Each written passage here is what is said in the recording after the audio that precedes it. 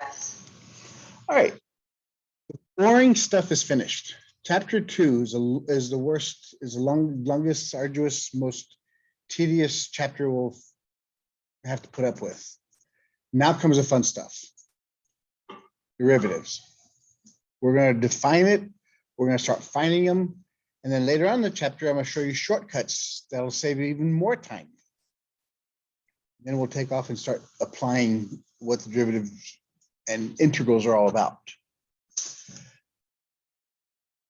So in this chapter, chapter 3, section 1, we're going to deal with tangent lines and derivatives at a point. To begin with, say derivative. What we're talking about there is, well, actually, can you guess what it means? Because what we defined last chapter. What do you think a derivative means with what we defined in chapter 2? What was everything based on? What equation was all the limits and everything? What was it all based on?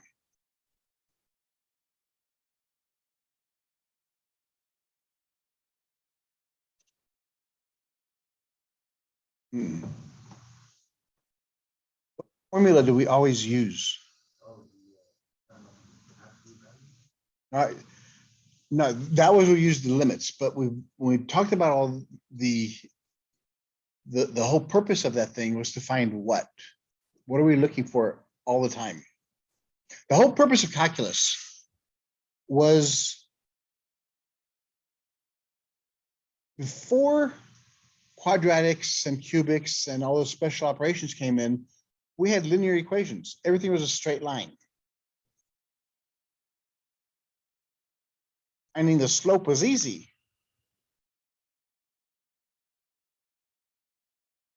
The slope of a straight line is easy. What do you need? You need 2 points. And from there,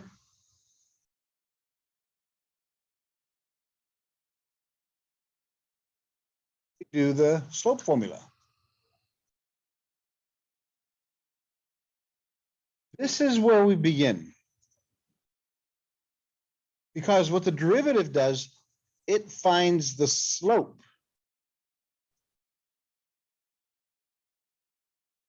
of a curve at a point.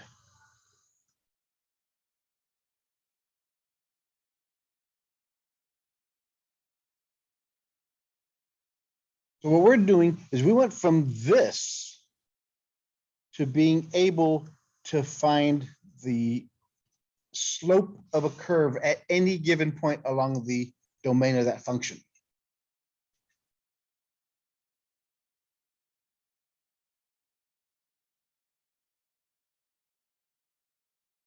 So that's all we're dealing with is slope. What's another name for slope? With what we did last chapter. Rate of change.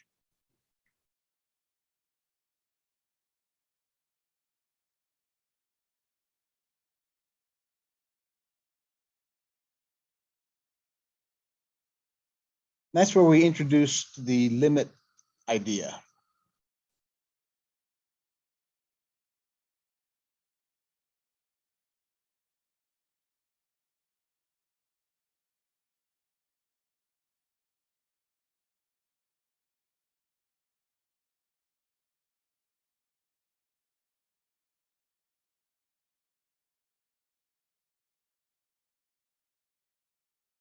So now we could find equations. Once we find the slope of a function at a given point, we could find equations of the line that's tangent to it at that point.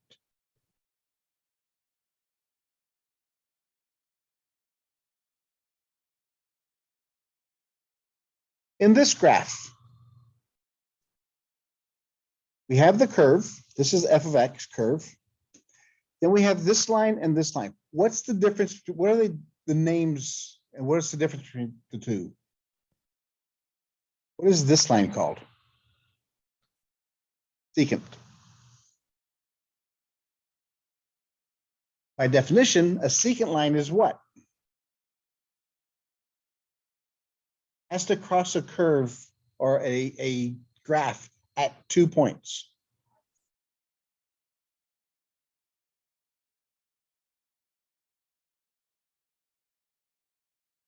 Can we find the slope giving those 2 points? We can find the slope of the secant line, but is that the slope of the function? No. So there we had a problem. So what we started doing there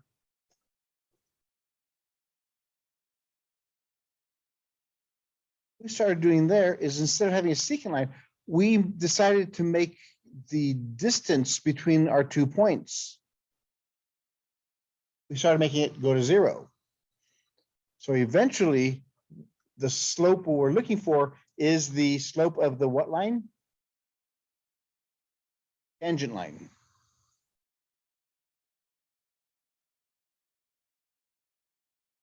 So when we first started defining it with the limit function,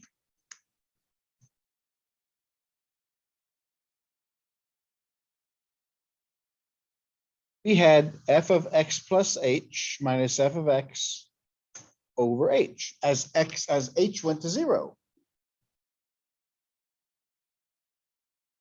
Until h gets to 0,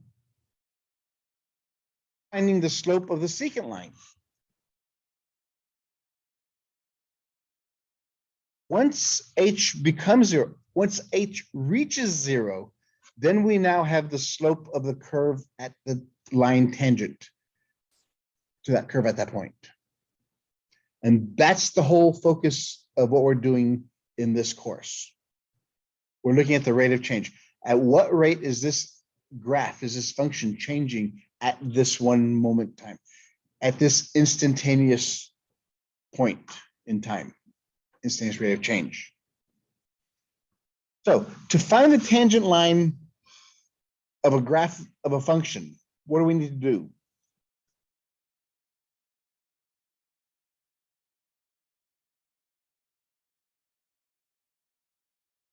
We need to find f of x and f of x plus h.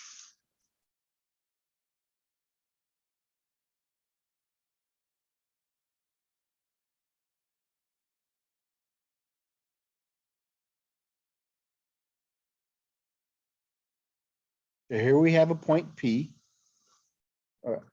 This is x sub 0. Here's our point P.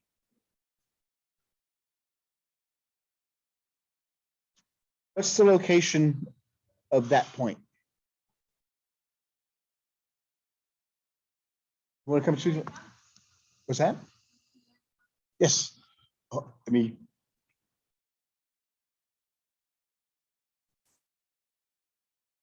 so at point, this point here is point P.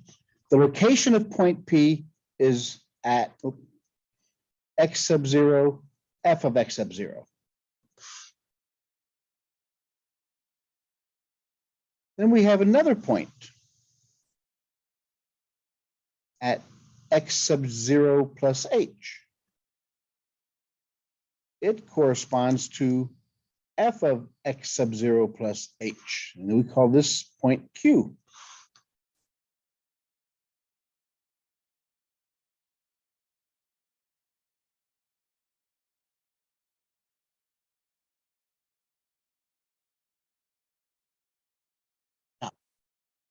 Now, the secant slope we determined was Q minus P over H, which was f of x sub 0 plus h minus f of x sub 0 all over x sub 0 plus h minus x sub 0.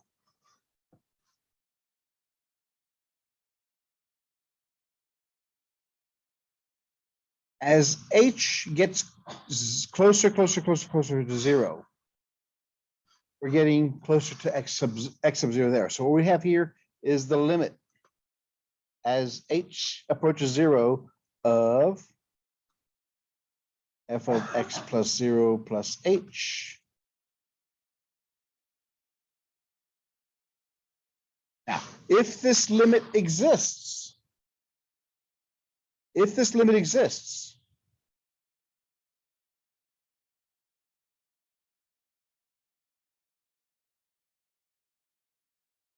then it is the slope of f of x at x sub 0. So if the limit exists, after we take the limit as h goes to 0, then that becomes our slope of that curve at that point.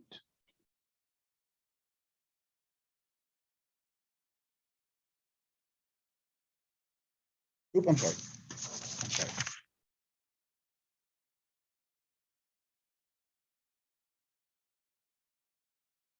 Yep.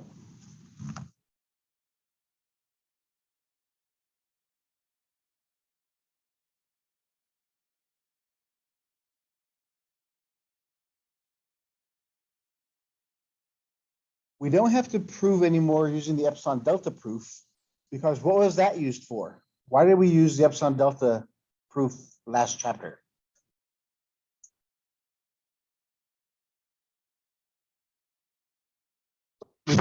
Which means as small as epsilon delta became, the smaller delta became, the smaller epsilon became, which means our points got closer to x goes to, and the x values goes to c, and the limit goes to L. So it means no matter how close we get to it, the limit does exist.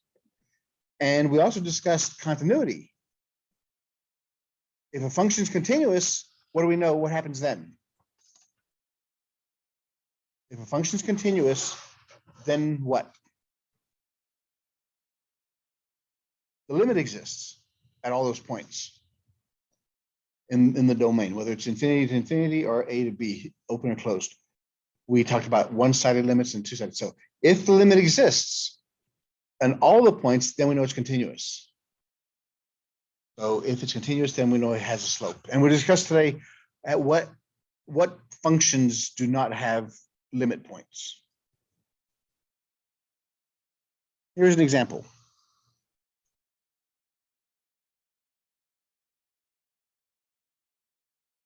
Hey, find the slope of f of x equals 1 over x at any x equals a, as long as a does not equal 0.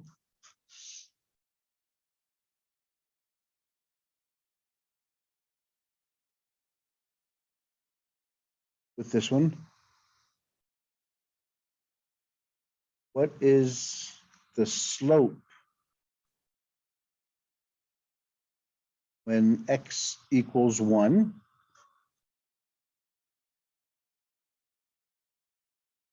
Second question.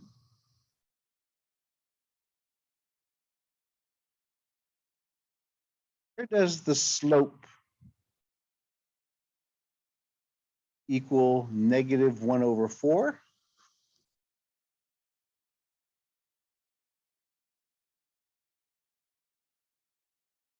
Happens as a changes. Or again, instead of a, I'll use x for y'all. As x changes.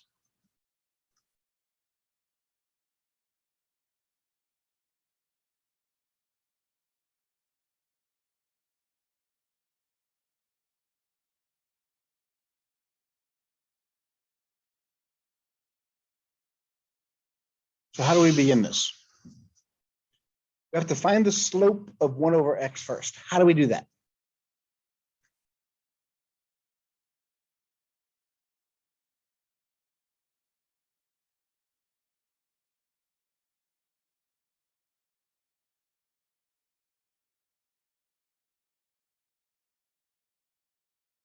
Remember, the slope is the limit as h goes to 0 of the function. The difference quotient, as it is the function, but it's also the difference quotient. That is what we're looking at. So for this function, we have f of x. We need f of x plus h. What is that going to become? What's that going to look like? 1 over x plus h. Very good.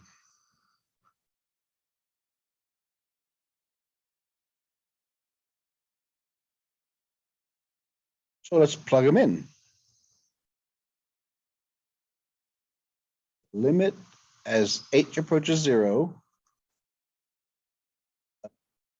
1 over x plus h minus 1 over x over h.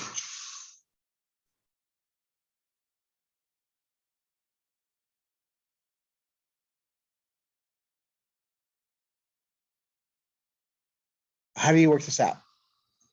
Now it's just algebraic.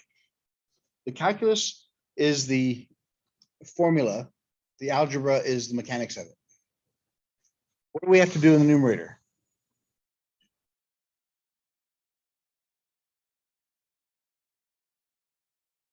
You have to get a common denominator. This one has an x plus h. Does this one? No. So it needs an x plus h. So we multiply it at top and bottom. Remember, you can multiply by 1. It's not going to change the function. It's going to change the way it looks. And this one just has an x. So we need an x over here.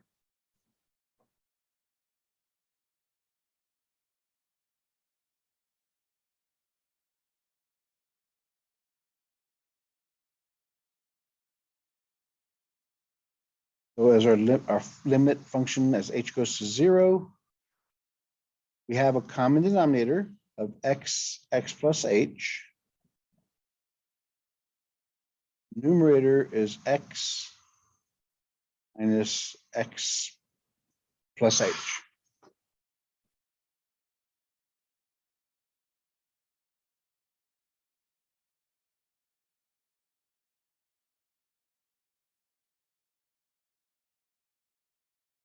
Limit as x approaches h.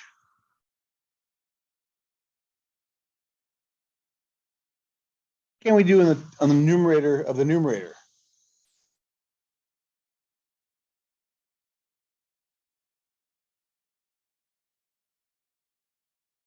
This negative sign distributes through there. So we have x minus h.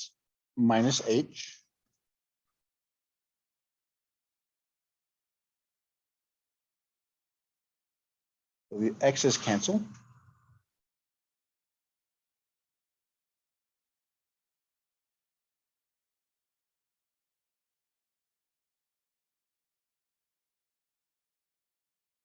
Now we have negative h over x plus h, all that over h.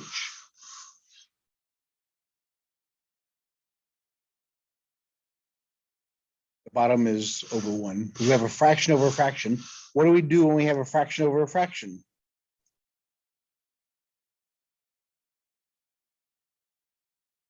Yeah, take the top fraction, leave it alone.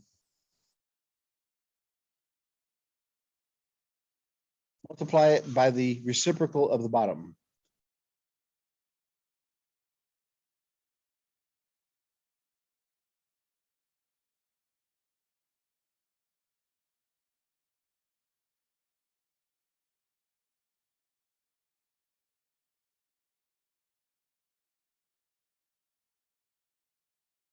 Now what do we do?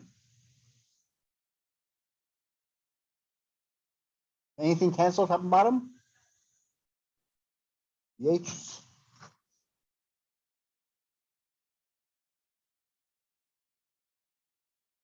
The limit as x approaches 0, h approaches 0, we have negative 1 on top, x x plus h on the bottom.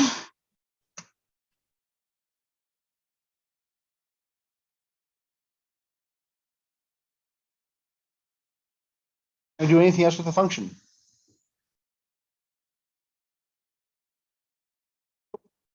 So we take the limit. When x goes to 0, what happens? H disappears. So what we're left with is x 1 over x squared. That is our slope.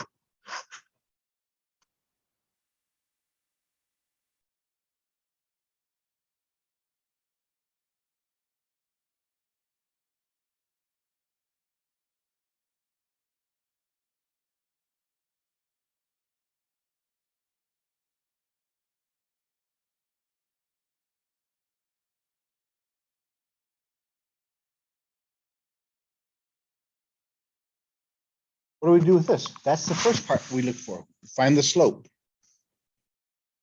Now, what is the slope when x equals 1?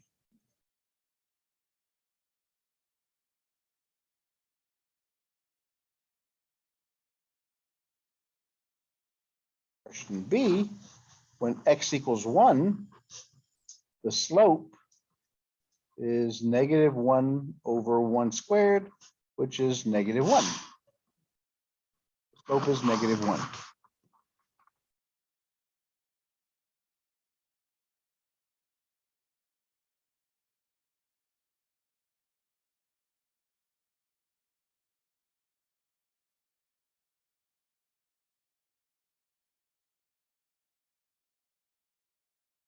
So far, that's question 1.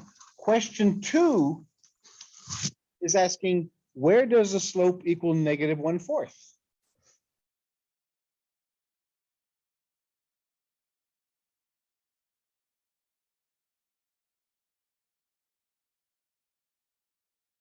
Have we found the formula for a slope?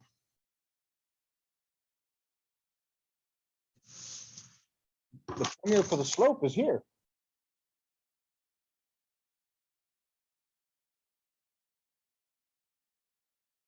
So what do we do?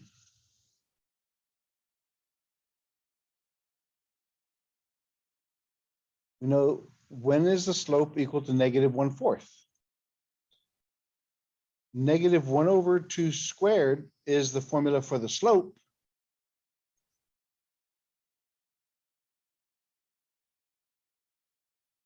We have to solve for x. Since they're both negative, we can get rid of those. They're both equal negatives. Reciprocate both of them.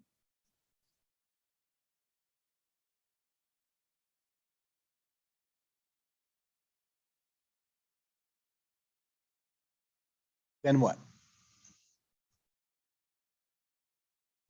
If we square root both sides, what do we get?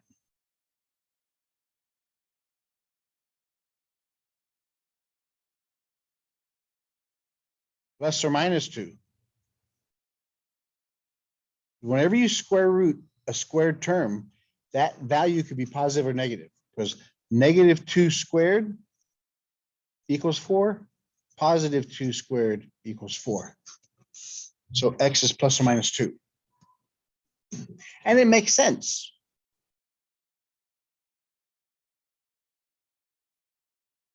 Our function was 1 over x. What does that graph look like? Which quadrants am I in? 1 and 3. It looks like this.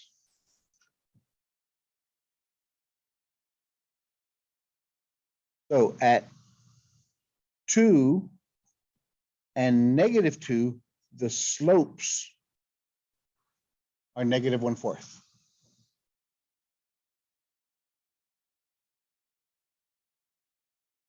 The last question was asking, what happens as a changes in our function? In other words, as x moves, what happens?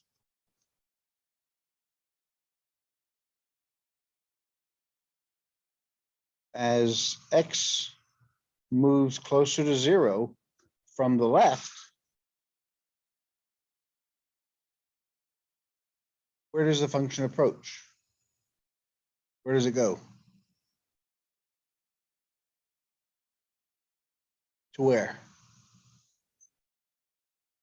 Yeah. F of x goes to negative infinity. As x goes to negative infinity, where does it go?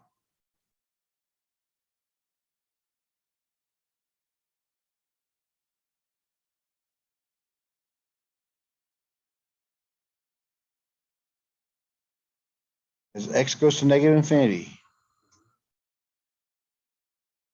the function gets really, really, really, really close to zero. On the negative side, let's look at the positive side. As x approaches zero from the right, where does it go? It goes to positive infinity.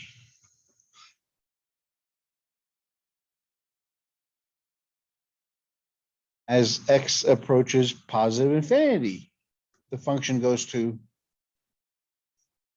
zero, right?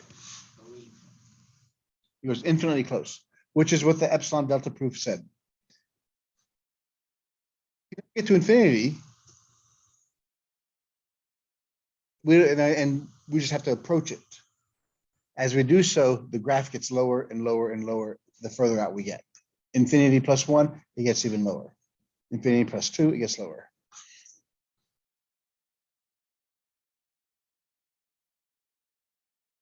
That's an example of using the limits to find our slope and what do we do with it. Okay. Rates of change.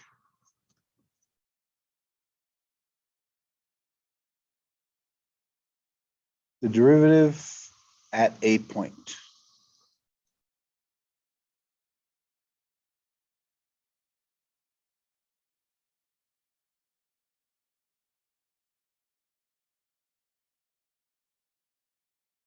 We used a difference quotient to find the slope. That's how we started all off in chapter 2. F of x2 minus f of x1 over x2 minus x1. That's the difference quotient.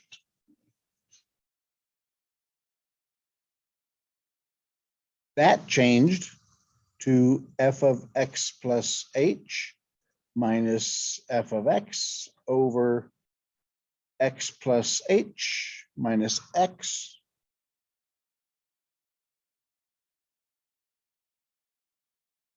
which algebraically simplified into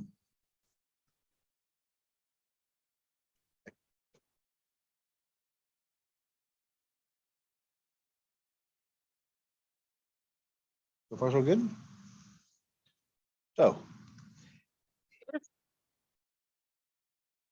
the difference quotient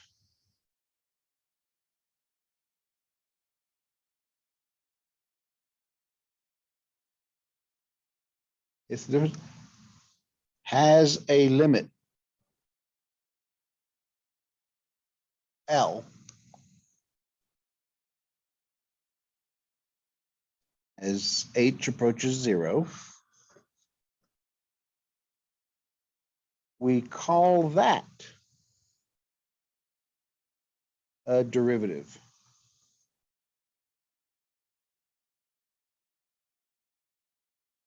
So if the limit function of the quotient, the difference quotient, if it exists as h goes to 0, then that value is the derivative. So whenever you hear somebody talk about a derivative, that's what it means.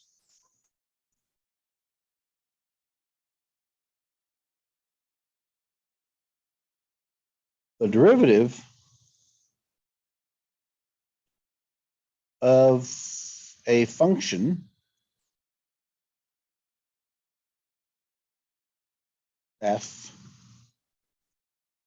at a point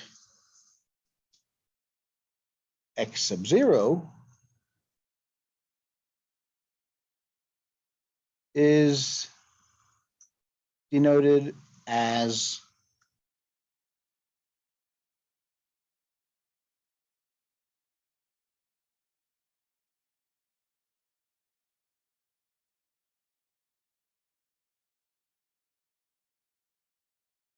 why is it at x plus x sub 0? Why does it have to be at point x sub 0?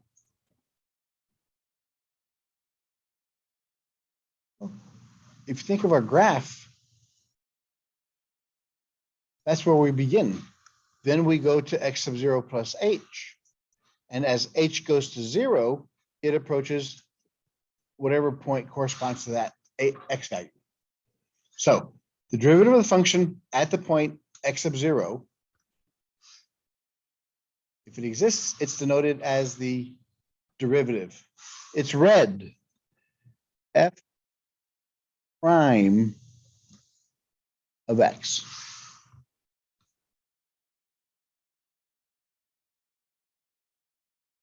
That's how you, whenever you hear someone say f prime of x, that's what they're talking about. They're talking about a derivative. The first derivative, because we're going to do multiple derivatives in this course. The formula of f prime is the limit as h goes to 0 of f of x plus h minus f of x over h.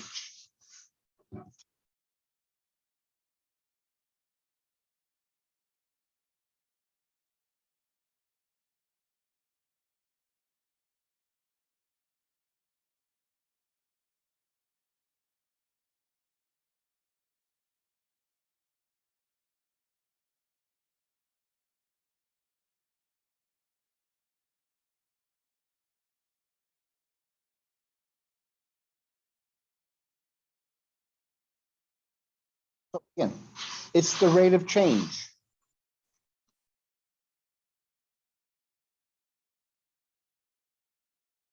It's the slope. It's the difference quotient.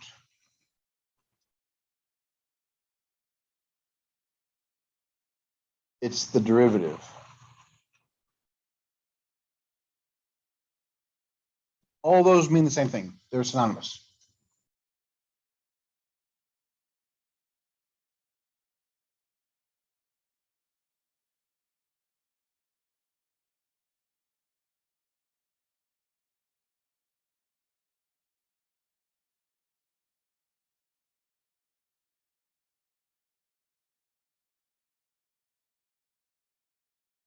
Let's take an example here. Because mathematics was basically developed for engineering and physics. So our example, we're going to go back to the drop a rock off a cliff.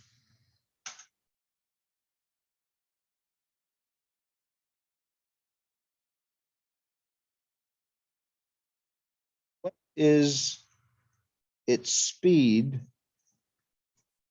at x equals 1? After 1 second, what is its speed?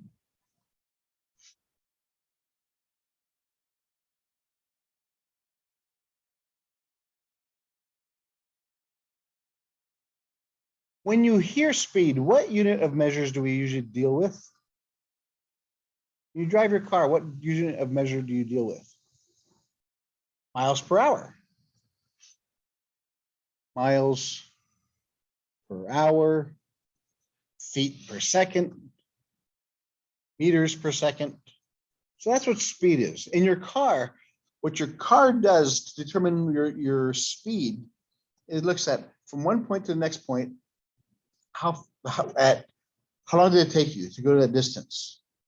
That ratio is your speed. That's all done internally, and it tells you what speed you're going. So if you're going 60 miles an hour, how fast are you going per minute? 1 mile a minute. Could you take it down to feet per second? Yes. You have to convert it from minutes to seconds, and you go change it from miles to feet. There's like 5,280 feet in a mile. So do that basic math and you can do the calculations. So let's look at this one. If you drop a rock off a cliff, what rate is it falling at beginning? What's the only force acting upon it? Gravity. Gravity falls at 16 feet per second.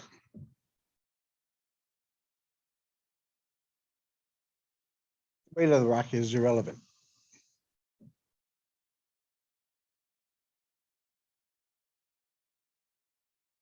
So how do we set this up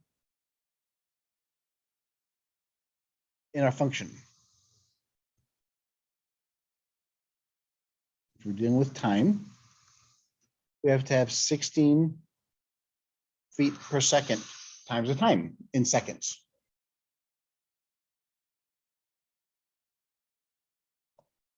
So this is our distance formula. Remember, it's 16 feet per second. And if I drop for 2 seconds, how far have I dropped? 16 times 2 is 32. The seconds cancel, so I dropped 32 feet. So in our function, since we're looking for position, how far did it travel? We have to get rid of the time element, so that's why we multiply by t. Okay, how do we use that to find our rate of change?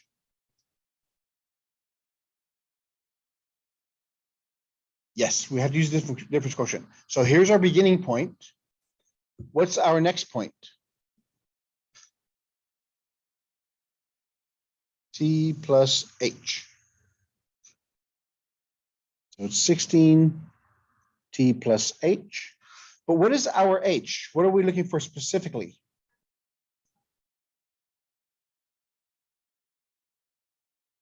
At what time? What's our T value looking at? At 1. So we're looking at is 1 plus H.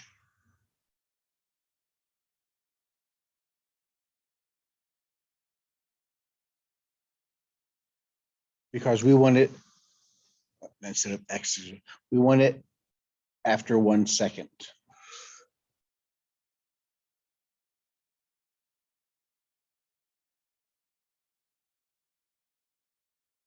So the difference quotient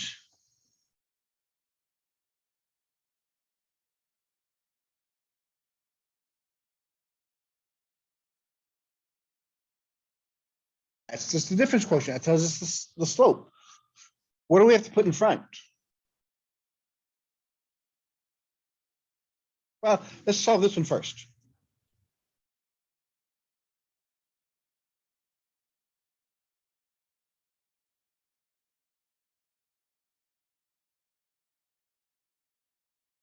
In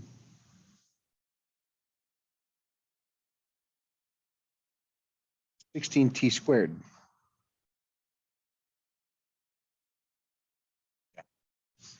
Meters per second. Yeah, that would just be a linear. It accelerates the farther it goes down, the longer it falls. So what do we have to do here? We have 16, 1 plus H squared minus 16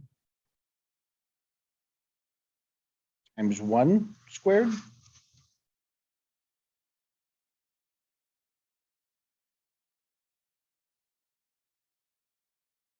over H.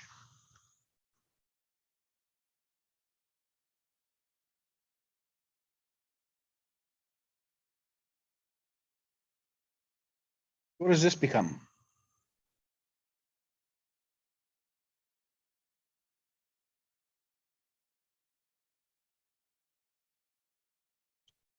1 plus h squared is 1 plus h times 1 plus h, which is 1 squared, 2h plus h squared. You have to FOIL it out. So we get 1 plus 2h plus h squared. That's times 16 minus 16 times 1 all over h.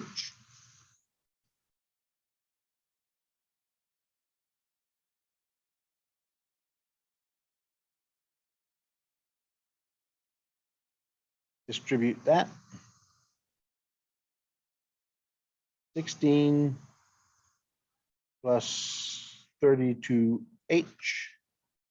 plus 16h squared minus 16 over h.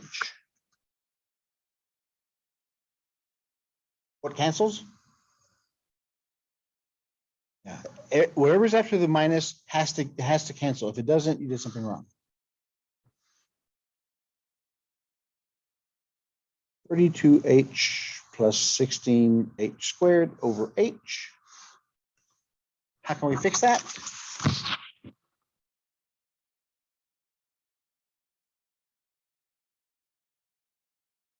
Try an h on the top.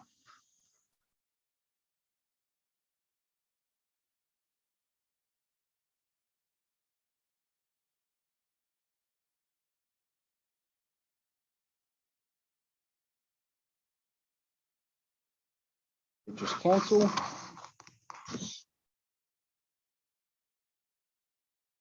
So we're left with 16h plus 32. That's our formula for the falling rock.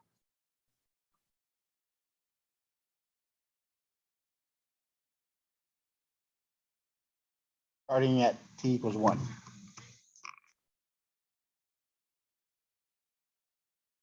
So what is the speed when t equals 1?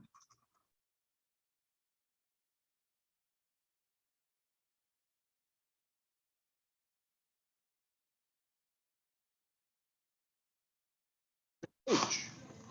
We have to find the speed is a derivative of the motion problem. So what we have to do is we have to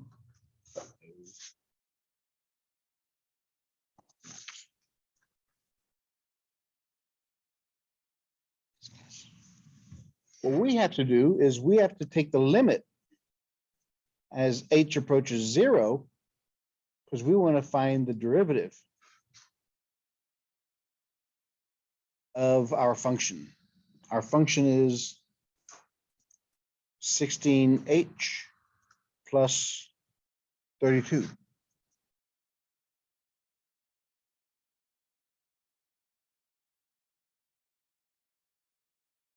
As h goes to 0, what does this go to?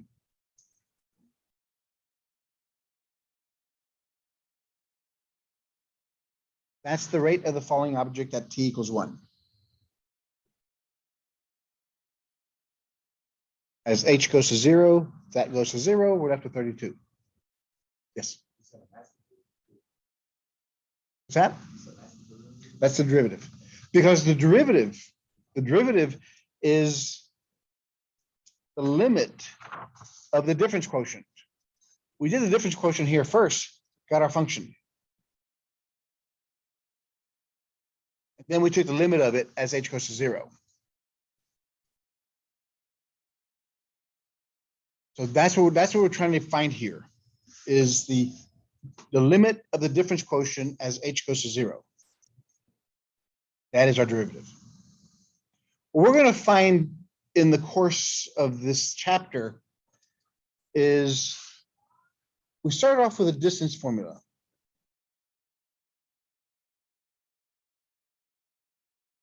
Take a derivative, we get the speed. If we take the derivative of the speed,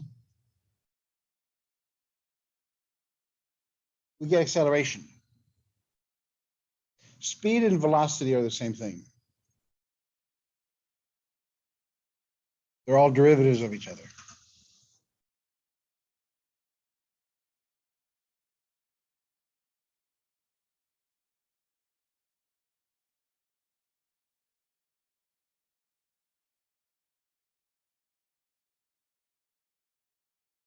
Interpretations of the limit of the difference quotient.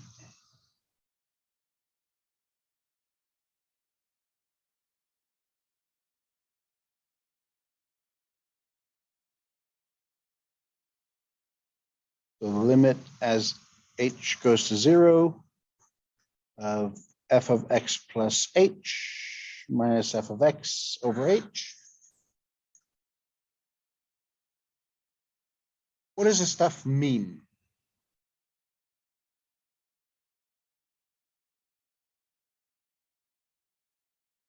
Remember, that finds the slope. So it's the slope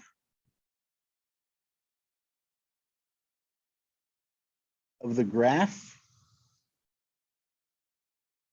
of the function f of x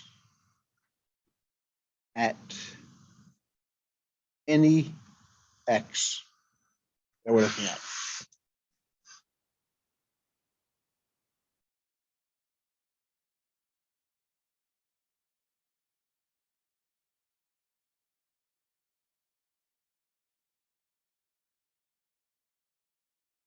Also the slope of the tangent line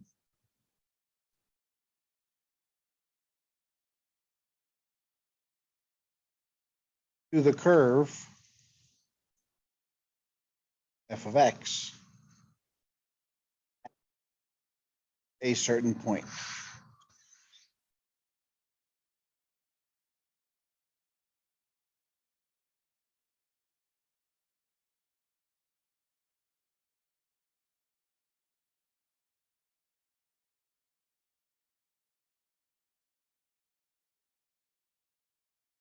Why does it say curve in there, not just any function?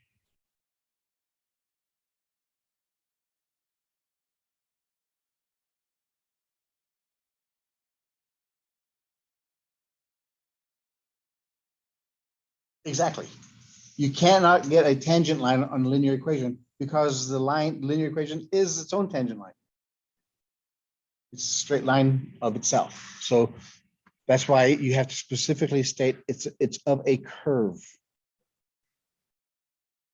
It's also called the rate of change of the function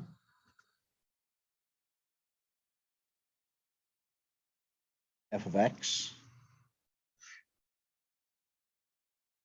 with respect to,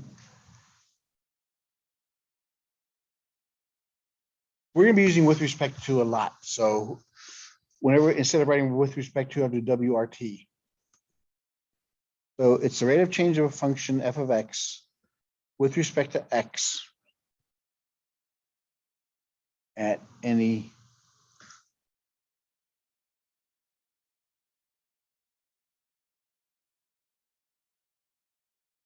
what's the rate of change of a function at any x along the curve, along its domain.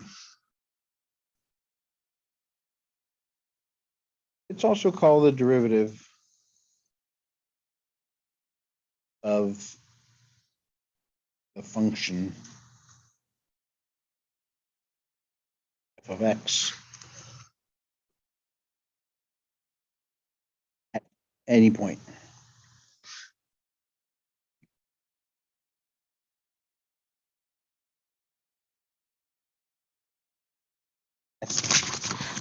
Remember, when we say derivative, so derivative and f prime mean the same thing.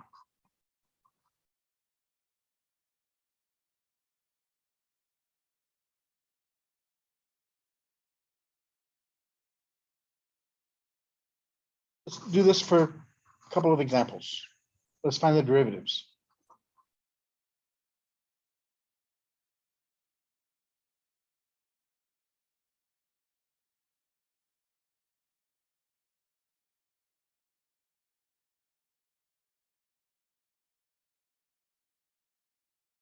Find f prime of x of, we have two equations here that I want to do. F of x equals 4 minus x squared, and f of x equals 2 radical x.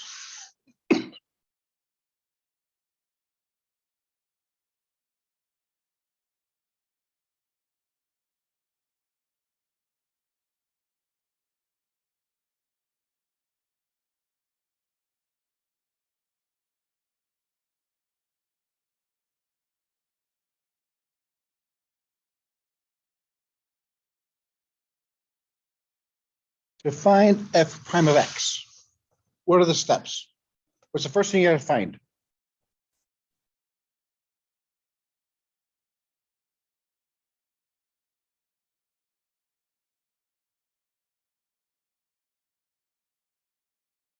You have to find f of x plus h, because you have f of x already. You have to find f of x plus h. In other words, anywhere in the function you see an x, replace it with x plus h.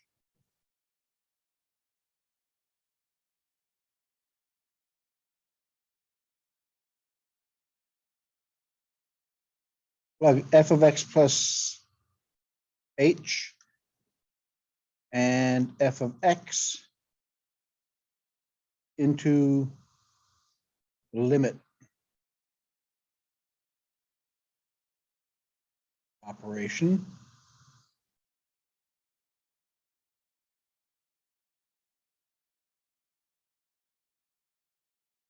We have limit of f of x plus h minus f of x over h as h approaches 0.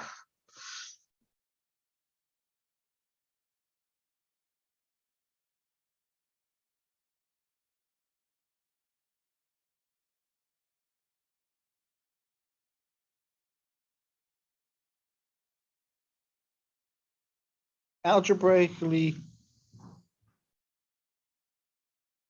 work it out, or simplify, I should say.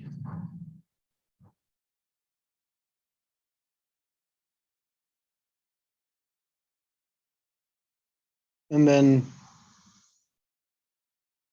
take h equals 0. Those are the steps.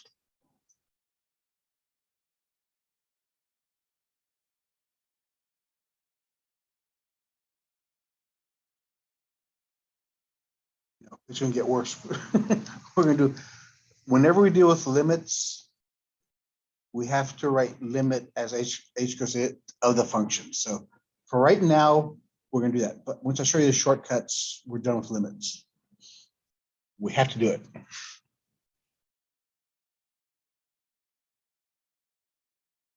So number one, we have f of x equals 4 minus x squared.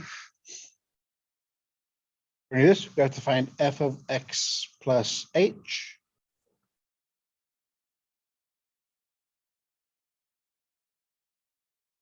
We're seeing x, I put x plus h. Parentheses around it.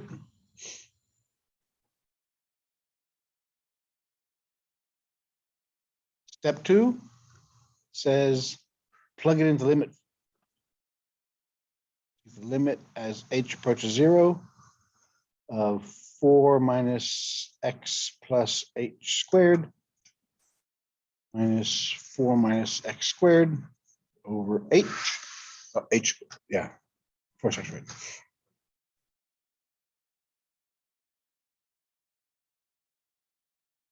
Make sure that whatever function you put after that minus sign, you put in parentheses. If you didn't, then the signs wouldn't change and you would have a mistake.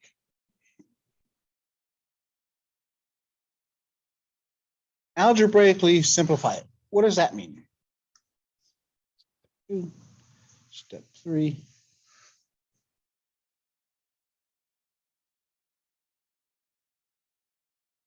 That means we have to work out this x plus h squared.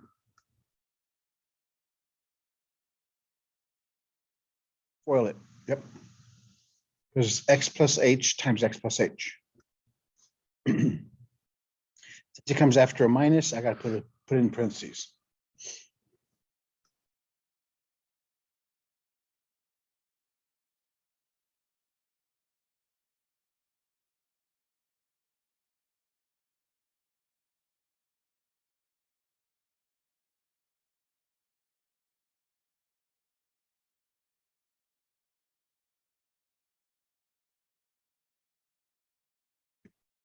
Plus h squared is x plus h times x plus h.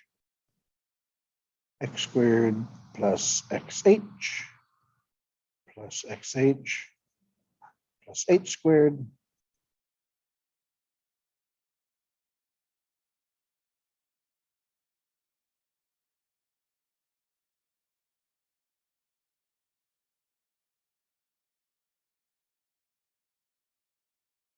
If you remember the shortcut to any foiling technique of something squared,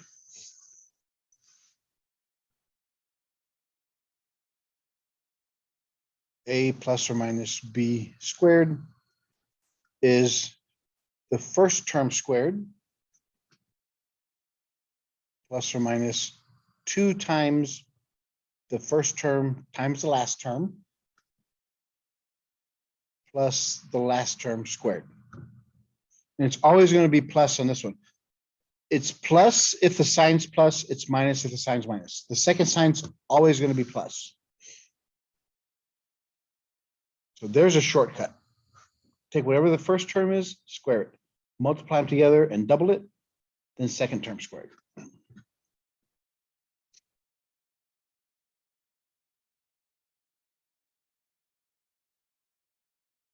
The limit as h approaches 0, we have 4. Distribute that negative sign throughout. X 2xh minus, and then same thing with the second one, minus 4 plus x squared.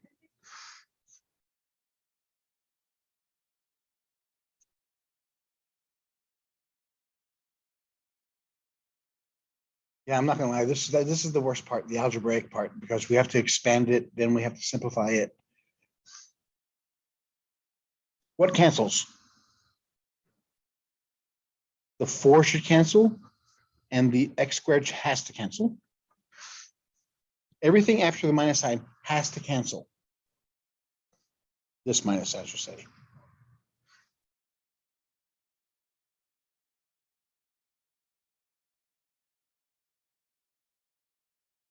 We get negative 2xh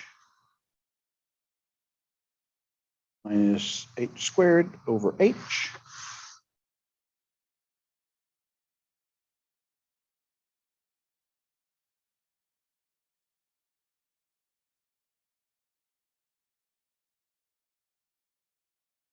Factor out an h on the top.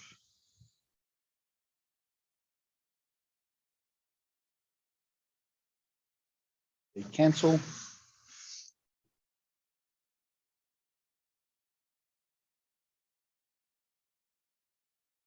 We have negative 2x minus h.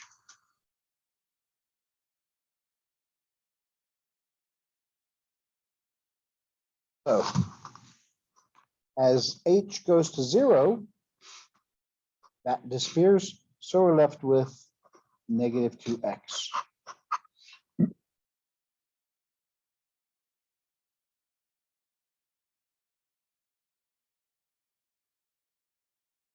That's our f prime of x.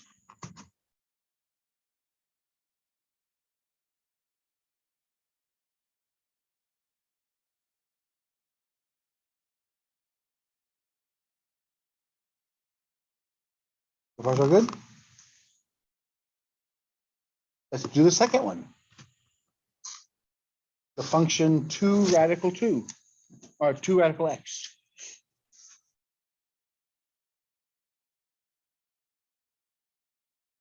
Function 2 radical x.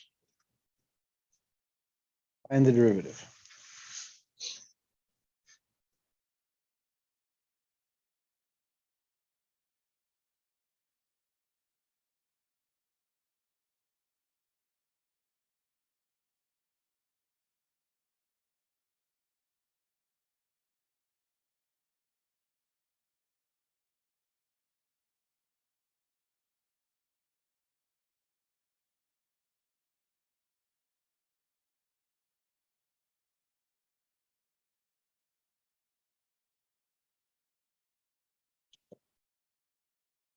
F of x plus h is 2 radical x plus h.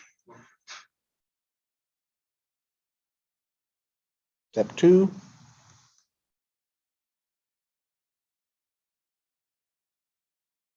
Put it in the limit function. So we have 2 radical x plus h minus 2 radical x. Are so good? I know that's the easy part. Yeah. Now, thinking back of our in chapter 2, the rules of limits. We have 2 right there.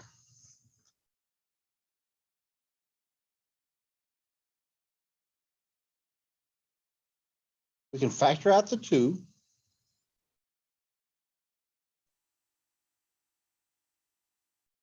It's a coefficient. Yeah, so it's a constant. It can go out in front.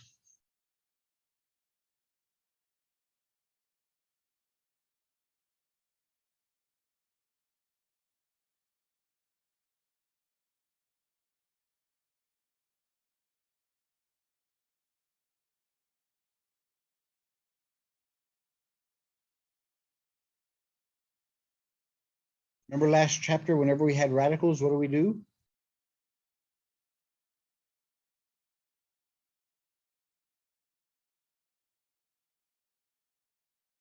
Well, remember, if we take the h to 0 right now, what happens?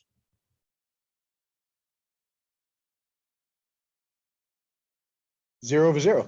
Because it's 0, 0, we can do something algebraically. The conjugate. Whenever you have radicals, always think of the conjugate. Just change the signs between them.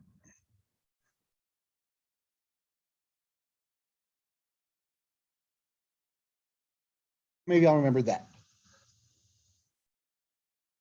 Good job. Or did you do it before I asked it?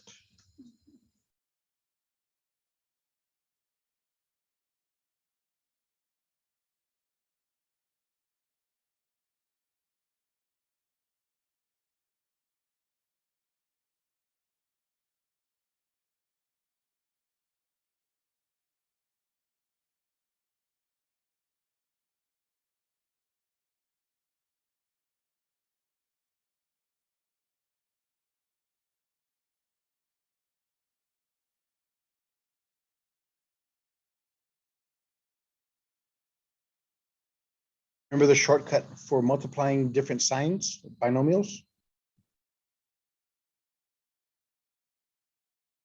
Yes, difference of 2 squares. So if we have a plus b times a minus b, that simply becomes a squared minus b squared.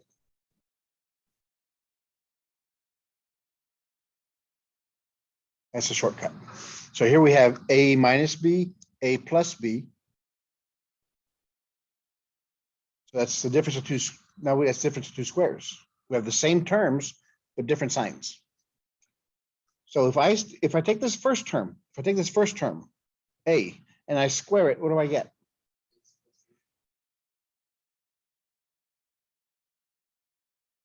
Minus. If I take the second term and square it, what do I get?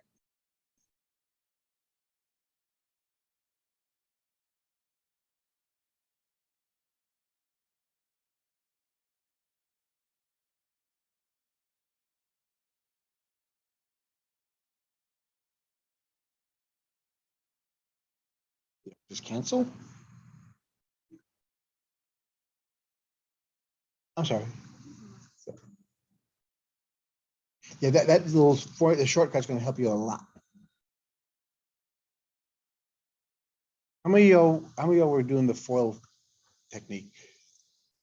Yeah, if you just do that, it's gonna, and that's the reason we multiply by the conjugate, is because it's going to follow that rule on always, and they'll get rid of all the radicals. Except on the bottom, it doesn't matter because it's going to wash out at the end. And on the bottom, we have h radical x plus h minus radical x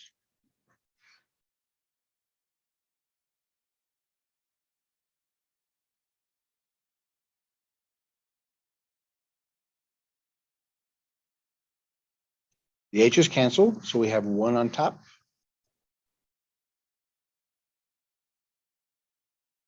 No, it's plus. On the bottom.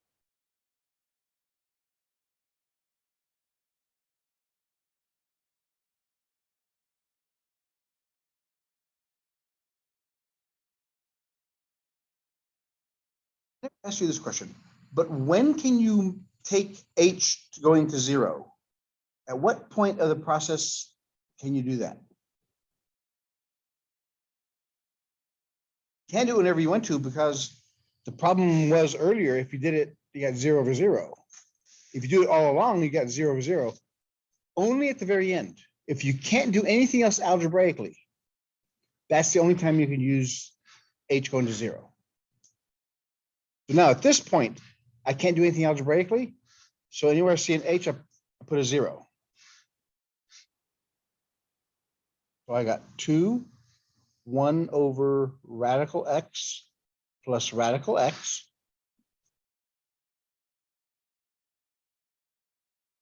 One over 2 radical x. Use cancel. 1 over radical x. And there's my derivative.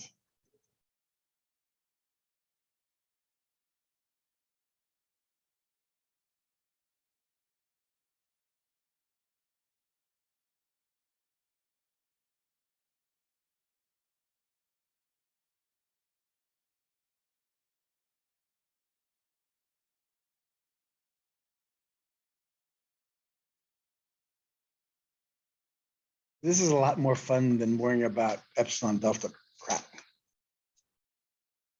I can't apologize enough, but we have to do chapter 2 to understand now, give us a basis understanding of this stuff. Let's do some more.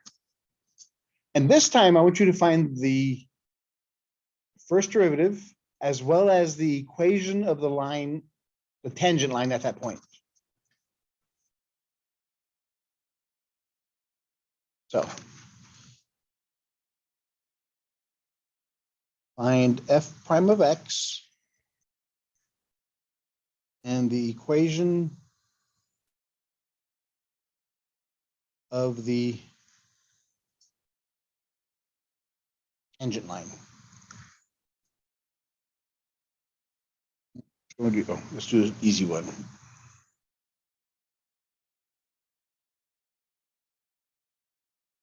Two, 5.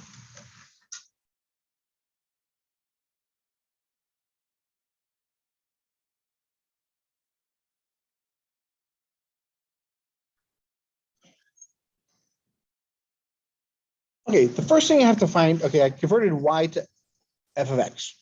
What's the first thing I have to find before I plug everything in? X plus h. So it's x plus h squared plus 1. Because what I do here, anywhere I see an x, I put an x plus h.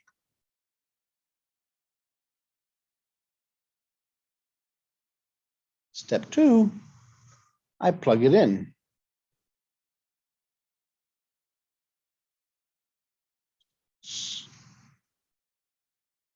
X plus h squared plus 1 minus x squared plus 1 over it. I had to plug it into this.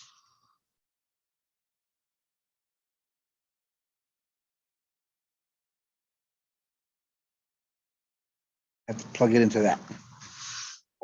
So this function is this. It goes there. And this function goes there.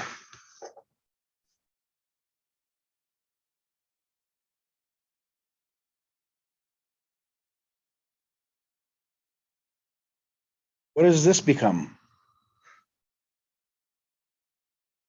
Using the shortcut. squared plus 2xh plus h squared. Square the first term, multiply them and double it, and then square the second term. And whatever sign is there goes here. Distribute that negative.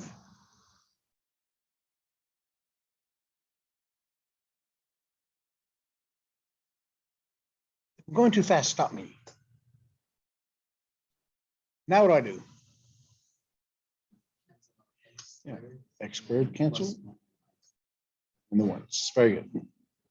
So we have 2xh plus h squared. Oops, I forgot to put the limit.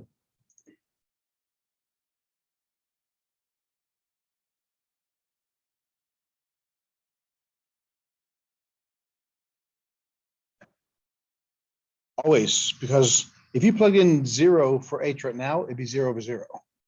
So what you have to do is get rid of, factor out as many x's, h's as you can on top. Because your whole thing is you have to get rid of the h on the bottom. Now, since h is no longer in the bottom,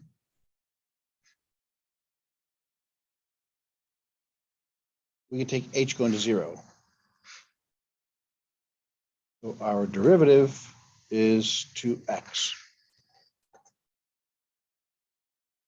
That's also our slope. Are we done? That's only part one. That finds the slope. Now we have to find the equation of a line.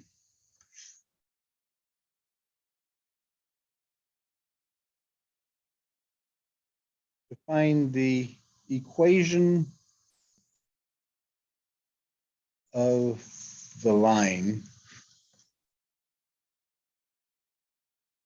y equals mx plus b. That's the equation of a line.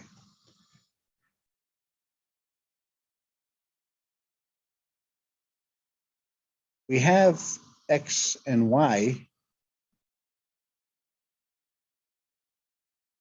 the point, 2, 5. That's x and that's y.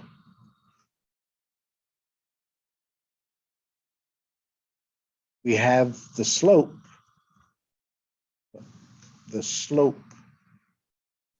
m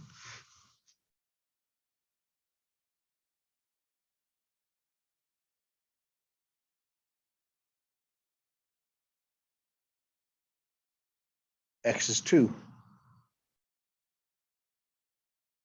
Slope at the x point is 4. Now we have to find the y-intercept.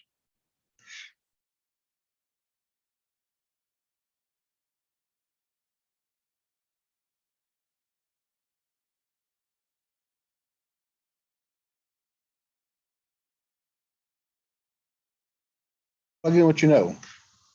We know we have 2, 5, and m equals 4. So 5 equals 4 times 2 plus b.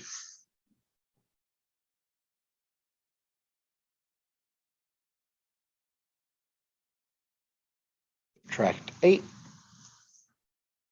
So b is equal to -3.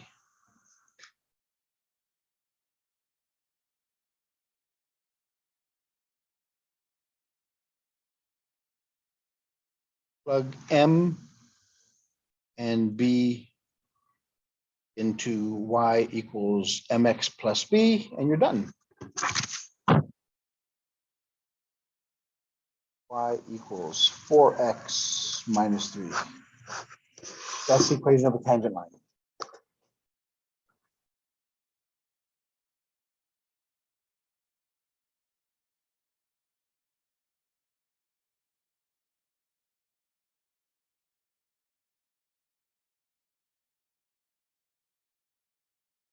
Hmm? Oh, no. It's procedural. It's just a lot of writing, especially this part here, just finding the slope. took us all that time. Limit f of x plus h. But yeah, it's pretty straightforward. It's all mechanical from there on out. Again, I told you all, the hardest part about this course is going to be remembering all your algebra and your trig rules. That's all we're going to be using in this course.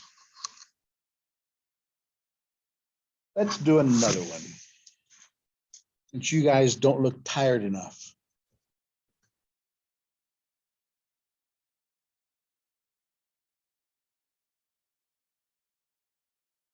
Find M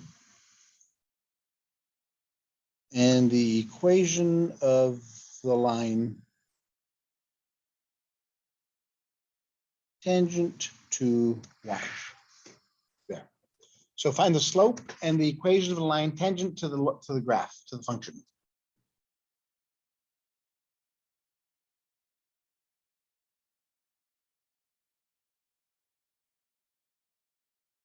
Best of it. So what's the first thing you have to find?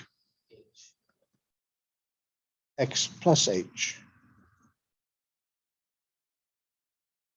So it's x plus h squared.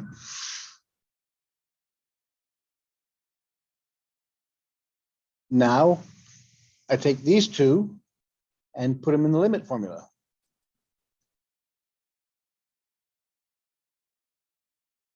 F of x plus h minus f of x over h.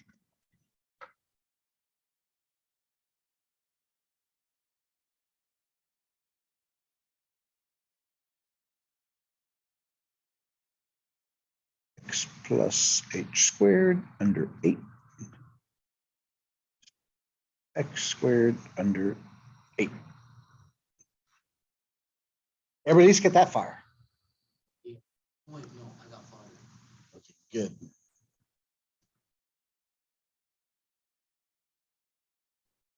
So this one here is going to be x squared 2xh plus h squared 8.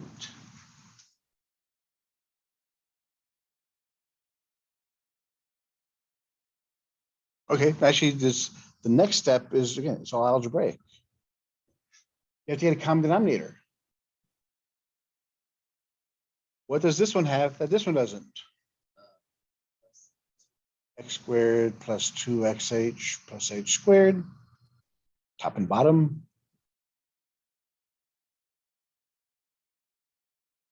And this one just has an x squared. So we have an x squared over x squared.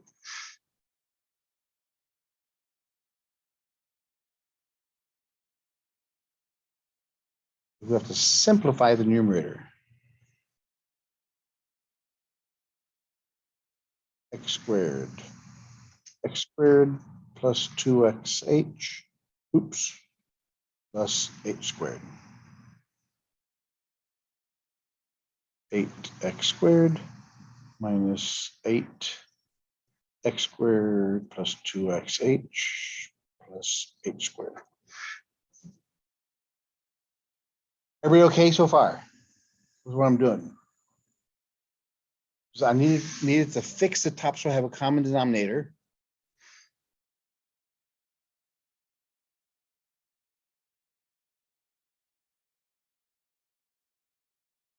Let's work on the top, the numerator of the numerator.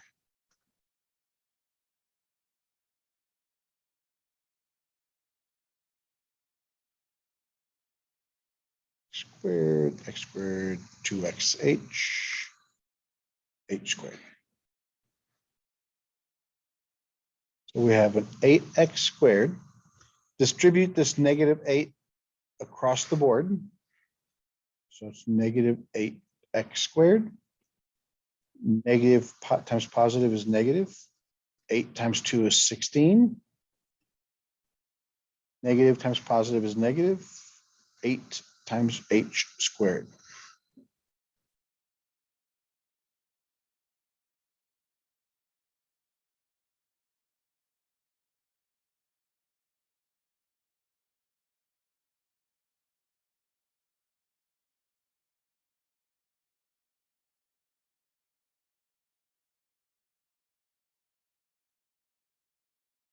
Yeah, this will be the last one.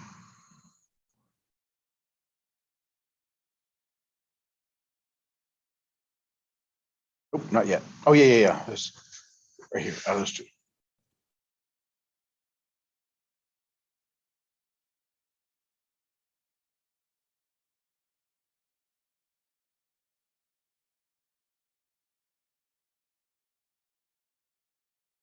So we'll cancel out the 8x squared minus 8x squared on top.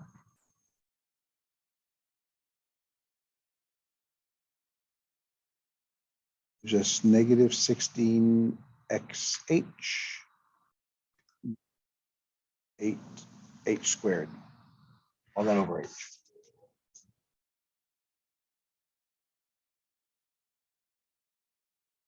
Now what? It's a fraction over a fraction multiplied by the reciprocal.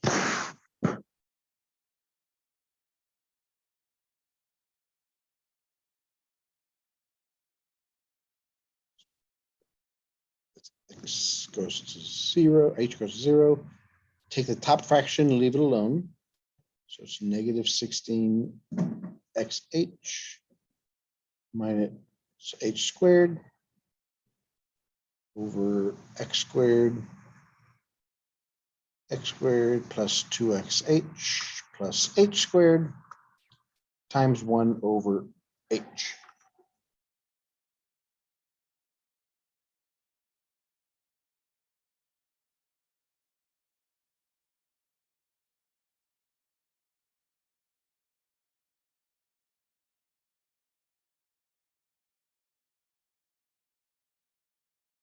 So it's one big division problem.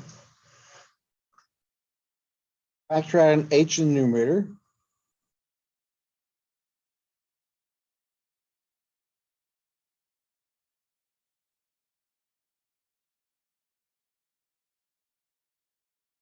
Plus 2xh plus h squared.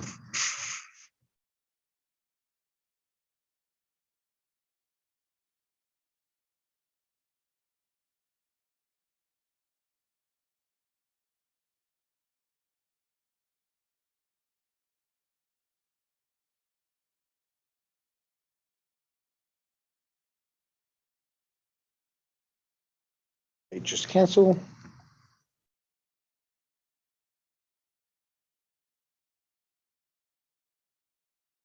Negative 16x minus 8h x squared plus 2xh plus h squared.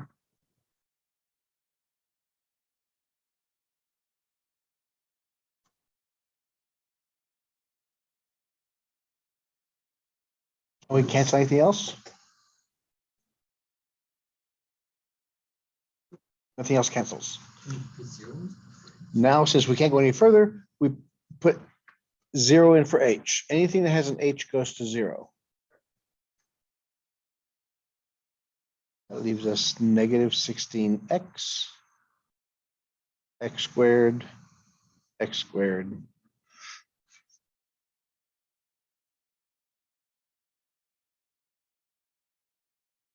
Well, we have one x on top and two x's down here, so we can cancel out one of them.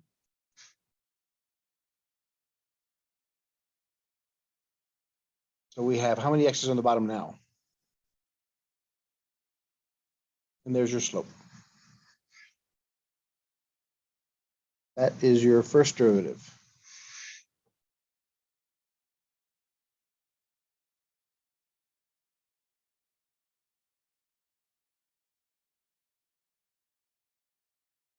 There is a pattern. The examples I'm always giving you, there are two basic types, and there is a pattern. When you see the pattern, you're going to be happy. But that's next week. Remember, no school for you guys tomorrow and Friday. Yes. So you guys have lots of time to do my homework. What about the other classes?